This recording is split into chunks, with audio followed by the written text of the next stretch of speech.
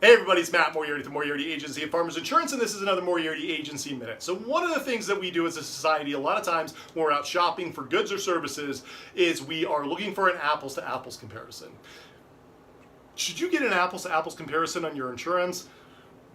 Probably not. And the reason for this is simple. Let's say you bought an insurance policy 5 years ago, right?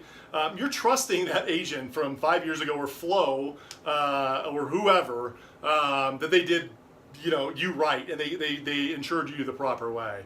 And things have changed since 5 years ago. Have do you have a new roof? Did you finish your basement? Did you redo your floors? Do all of those things. So we want to make sure, and the market's changed. As you know, living in Denver metropolitan area or even in Colorado in general, market's gone way up. The cost of replacement has gone way up. So we don't want to take those numbers into account. And in fact, I advise you, if anyone ever, if you're shopping for insurance and someone gives you an apples to apples comparison on your homeowner's insurance, I would run away as fast as possible, because it's impossible. And even if it did happen, let's take a look, that you, for some miracle, that I came up with the same numbers as, that you had 5 years ago.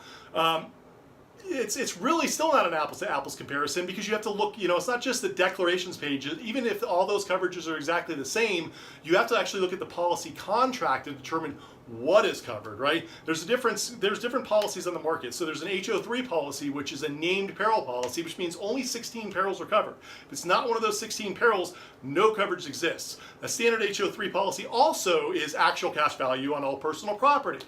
And also on the roof. So after 10, 12, sometimes 15 years after that amount of time, it becomes actual cash value. So you pay your deductible, say $1,500.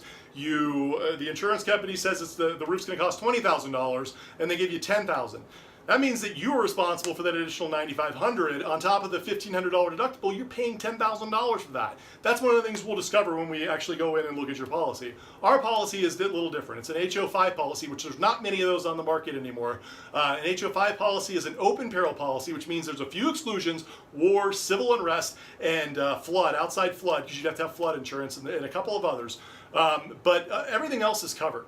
And on top of that, it's full replacement costs on all personal property and on the roof as long as you own it. So it could be a 25-year-old roof, and as long as we insured it while it was in good shape and passed inspection, and the damage was due to something that was an insurable event, we're going to replace that roof. You only have to pay that deductible. You have to pay $1,500. You're not going to pay $10,000. You're going to pay $1,500. So there's so many different differences. Would love to review your policy, and even if you don't go with us, at least you'll better understand insurance, and better understand your own policy. So number's 303-798-3081. Give me a call today.